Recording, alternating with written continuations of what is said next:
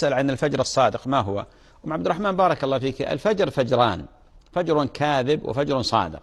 الفجر الكاذب ما هو؟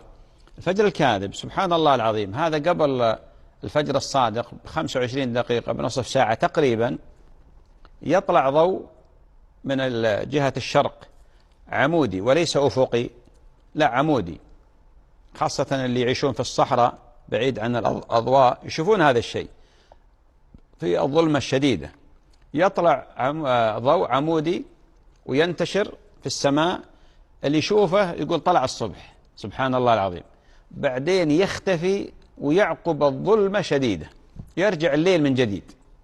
هذا يسمونه إيش؟ الفجر الكاذب، لأنه يخدع الإنسان. فلذلك جاء في الحديث كذنب السرحان، السرحان هو الذئب مثل ذنب السرحان عمودي وبعدين تفرغ. الفجر الصادق لا، يظهر أفقي مثل حد السيف، اللي في البر وفي الصحراء يشوف هذا يظهر من جهة المشرق أفقي، هذا يبدأ يخرج شيئا فشيئا حتى تظهر